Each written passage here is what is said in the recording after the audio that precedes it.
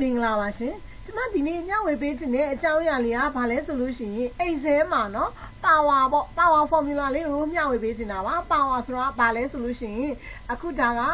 သူက algebra တို့ဘာလို့ပေါ့အဲ့လိုမျိုးနဲ့စိုက်နေထင်တယ်နော်သင်္ချာအကြောင်းအရာဆိုလို့ရှိရင်တော့သူကဘာလဲဆိုရင်10 to the power 2နော်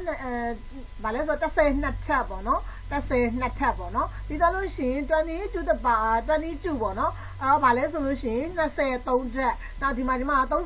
4ထပ်ပေါ့နော်အဲ့တော့အခြေကိန်းတွေရှိမယ်ပါဝါတွေရှိမယ်เนาะအဲ့တော့အဲ့ဒီအဖြေကိုเนาะဒီအဖြေကိုကျမကဒီမှာ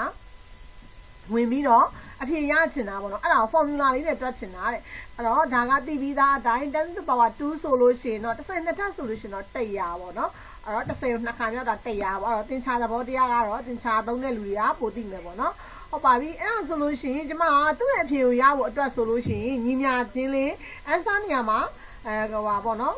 current cell လေးချမယ်ပြီးသွားလို့ရှိရင်ညီမြချင်းလေးရိုက်လိုက်ပါမယ်ပြီးသွားရင်ဘယ် formula ပဲတက်ညီမြချင်းလေးပါမယ်ပြီးတော့ကျမက power တွက်ချင်တာမလို့ power formula ကိုသုံးမယ် power လို့ရိုက်မယ်ခွင်းလေးစလိုက်မယ်ပြီးသွားလို့ရှိရင်ခွင်းစပြီးသွားပြီဆိုရင် base ပေါ့နော်အခြေ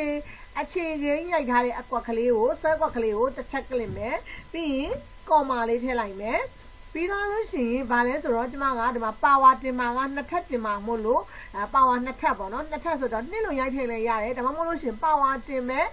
ဆဲကွက်ကလေးကိုတစ်ချက်ကလစ်လိုက်မယ်သူက power တင်မှာပေါ့နော်အရှိကဆဲကွက်က base နောက်ကဆဲကွက်ကဗာလဲဆိုတော့ power ပေါ့နော်ပြီးရင်ခွေးလေးပိတ်လိုက်မယ် enter လေးခောက်လိုက်မယ်ဒါဆိုလို့ရှိရင်10 to the power 2ရဲ့အဖြေ100တန်းရတယ်ဟုတ်ပြီဒါဆိုရင်3ထပ်ဆိုရင်ရောကျုပေါ့နော်ဟုတ်ပြီအဲ့ဒါဆိုရင် equal pow က power လို့ပဲရိုက်မယ်ခွင်းလေးစမယ်ပြီးရင်အရှိက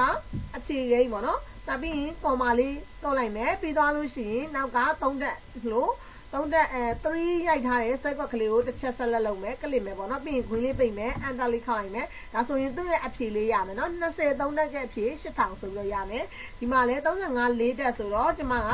power ခွင်းလေးစမယ်သူ့ကိုတစ်ချက်ကလစ်မယ်ပြီးသွားလို့ရှိရင် comma ပြီးရင်power တင်မဲ့အထက်ပေါ့နော်ပြီးရင်